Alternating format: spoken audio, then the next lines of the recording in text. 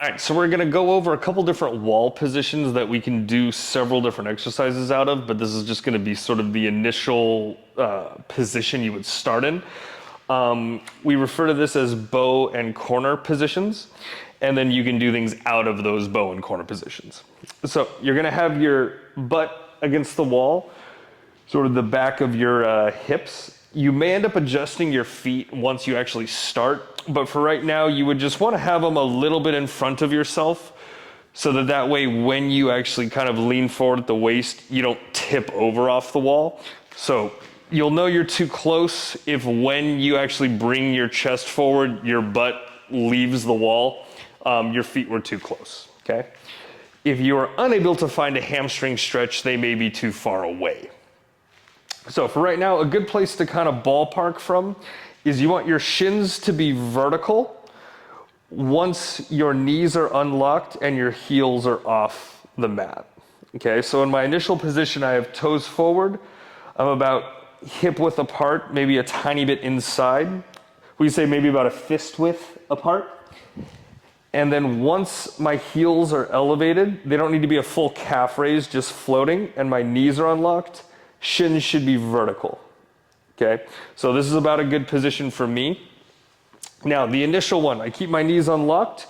We're gonna go into our bow position. So I'm gonna pull my back tight, shoulder blades back, and then keeping my butt on the wall and keeping my posture through here with the shoulders back, I'm going to lean forward until I feel a hamstring stretch, okay? Now from here, this is our bow position. We can do holds out of this. We can do squats out of this. We're just gonna go over the hold, which is right now, and then the squat. For the hold, the only thing we add once we're here is we want to add some outward tension at the feet. And so you can imagine you were trying to rip the floor apart outward. So from here, I'm pulling the floor apart and just holding that position. And then for the squatting, I just add a little bit of knee bend while keeping my angle of the upper body over it the entire time. So now if I want to add reps from this position, my knees are already angled out, and I'm just going to add a little bit of knee bend, okay? Notice the chest still stays in this position as opposed to feeling like it's moving up and down. It's gonna stay in that position. And it should feel like your butt is sliding up and down the wall. If it's sort of scraping up against the wall, you're not keeping that angle over it to where you can move up and down. It means you're starting to lean back into it, okay? Now the other position from here is gonna be the cornered position. And so that's gonna be toes or feet angled inward, or you would be moving them inward depending on which version you're doing. But let's say we're just gonna start inward. These have both heel down and heel up variations. With this one, for our stretch purposes, we're gonna go either legs straight or just as much unlock as you need in order to be able to get into the stretch. So we can go unlocked or straight, and we'll go heels down for now. Initially, we're gonna just fold over, and this is gonna be our relaxed stretch, or this is our corner wall stretch as well. So I can either go straight if my hamstrings can tolerate it, or I can unlock, but I'm just gonna fold over, turned in.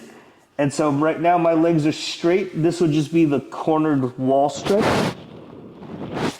If we wanted to add heels off, that would be the same, just with the heels now raised. We can also change the emphasis of this, where if I want less hamstring and more into my glutes, all I have to do, whether my heels are up or down, is add some knee bend. And so now from here, with my knees unlocked, I can go further, and my hamstrings are no longer the limiting factor.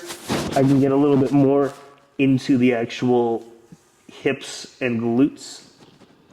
And then we also, from this, have more of a postured position as well, where just like with the bow position, I can go heels off and turned in, and keep my back tight as I come over.